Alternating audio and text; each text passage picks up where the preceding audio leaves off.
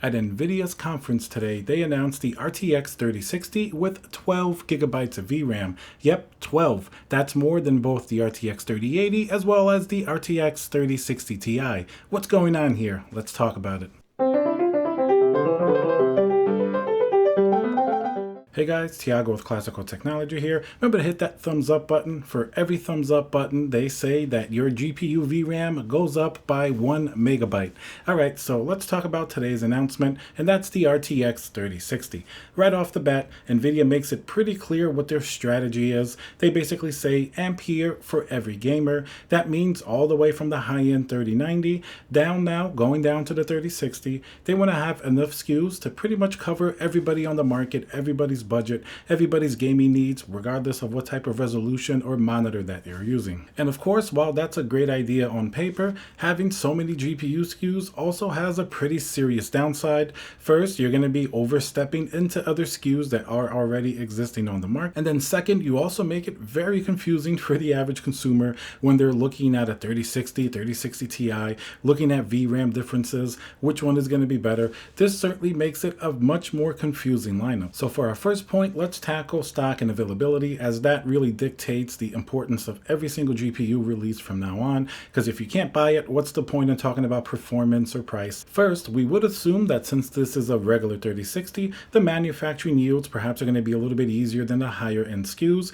and we did seem to see a lot more 3060 Ti's and even 3070s hit the market as opposed to the RTX 3080 or 3090, which were certainly much more rare. So does this mean that the 3060 is going to be widely available? Well, judging by the price point at $329, it pretty much makes sense that this is going to be a very popular mainstream card. After all, even by Nvidia's own numbers, and if you look at people playing on Steam, the 2060, the 1060, even all the way back to the 960, traditionally these have been super popular GPUs because they perform well enough that most people can play any game that they really want on them, that most people look at their budget for a GPU and they decide to get something in that range. And continuing with that trend, the 3060 we can expect to be a very popular GPU. So while theoretically manufacturing should definitely be ramped up for these, they should be producing a lot more of these than something like a 3080. First, the Nvidia availability says that late February is going to be the release date when they eventually release it, and these initially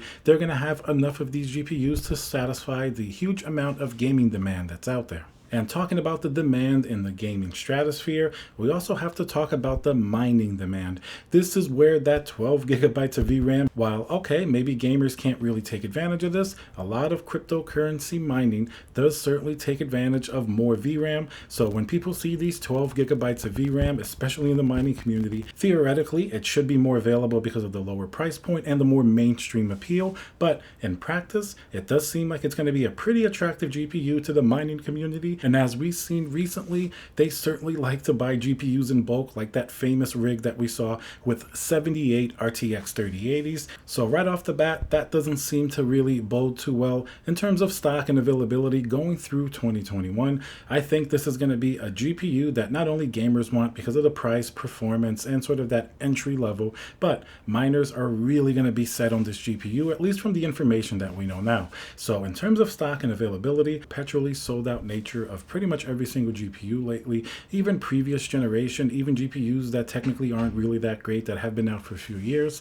I don't really think that 3060 is going to help all too much. It's going to be more GPUs in the market, but like I said, it could be a primary target for the mining community that may see it as a very attractive GPU. So let's talk a little bit about the pricing. Of course, the MSRP pricing, the manufacturer's suggested retail price, has been far from that, with increases going across the board with third-party GPUs recently. We've spoken at length about all of the different GPU prices. So when Nvidia says $329 for a 3060, technically that's their MSRP, perhaps for the Founders Edition, but you can bet that the third-party GPUs are going to be significantly more expensive. As an example, if you look at a 699 RTX 3080 Founders Edition MSRP, 699 really is where it should be at, but recently we've seen the third-party GPUs with the recent tariffs and everything else going on go go well over $900. Some are even going over $1,000, such as the white version of the RTX 3080 Strix. So that's certainly a huge markup. You're looking at $350 pretty much over what is essentially the same GPU with just a little bit different design. So we can definitely expect to see this with the RTX 3060. So even though it says $329, I sincerely doubt we're going to be seeing these prices.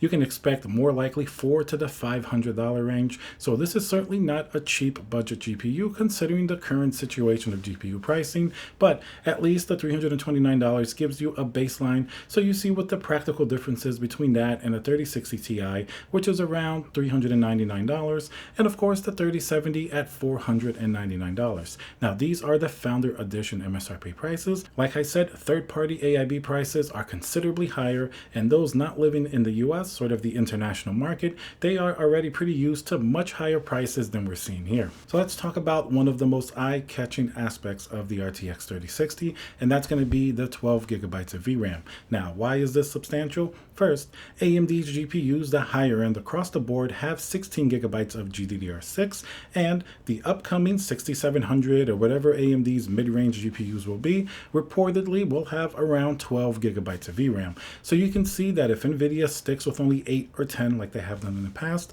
they're going to be at a severe liability against AMD just because people are going to look at the specs, they're going to look at VRAM, and a lot of people will go towards AMD just because of that difference in VRAM. So certainly the oncoming competition from AMD is definitely going to be a major factor why we're going to see a 3060 with 12 gigabytes of VRAM. Keep in mind this is the regular GDDR6, much like the ones in the AMD GPU. For the faster X variant, you're going to have to look at GPUs like the 3080, the 3090, and perhaps the upcoming 3080 Ti. Now, of course, there are differences between the two memories in terms of performance. Primarily, a big difference is also cost. The X variant, of course, is going to cost significantly more. That's why it's only in the higher end GPUs, and that's why the 3090 with 24 gigabytes of VRAM costs the amount that it does. A lot of people that are, content creators, a lot of creative applications, 3D applications, they're going to take much more advantage of these higher VRAM numbers. Even something like a 3060 with 12 gigabytes of VRAM, it may actually end up being a pretty interesting budget choice for somebody who's like a content creator.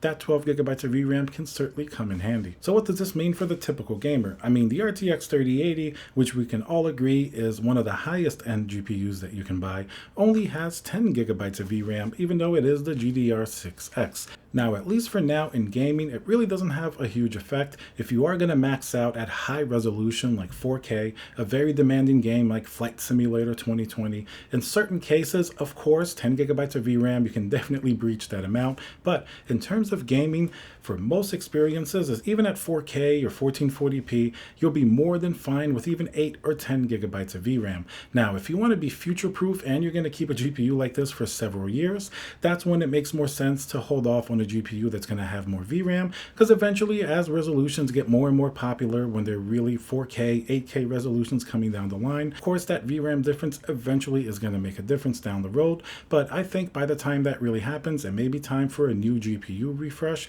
So by that point, a lot of people who got a 3080 may be ready for some type of upgrade. So just keep in mind the 3080 is not going to be the most future-proof GPU with 10 gigabytes of VRAM, even though it's okay for now.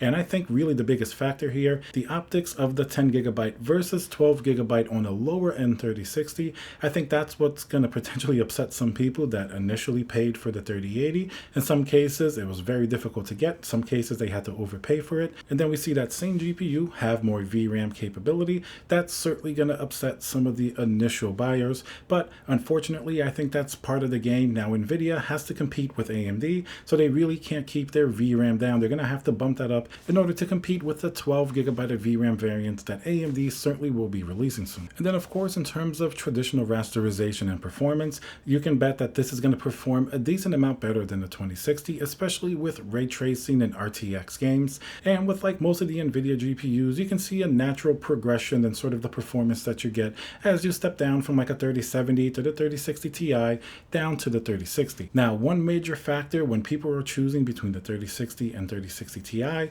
I bet a lot of people are going to be confused once again by justify that VRAM difference. They're going to look at 12 and look at 8, but then they're going to see that one's a TI and it's more expensive. I think that's where a lot of the confusion is going to come in. Theoretically, of course, the 3060 Ti should definitely outperform the 3060 pretty much in every single game, but of course, then the VRAM comes into play if you're doing content creation, or like we mentioned before, if people are mining, the increased amount of VRAM could actually be a very attractive option for them. So that's going to mean that we're going to continue to see a lot of stock issues, even with the lower end GPUs, not to mention with the RTX 3080 and 3090. All right, guys, I hope you enjoyed the video. Just a brief look at what the RTX 3060 looks to bring in terms of stock, performance, and how it promises to round out the Nvidia lineup. We'll see how this GPU performs as time goes by, and of course, we'll keep an eye on stock and availability. Remember to smash that like button, subscribe, and I'll see you guys on the next video.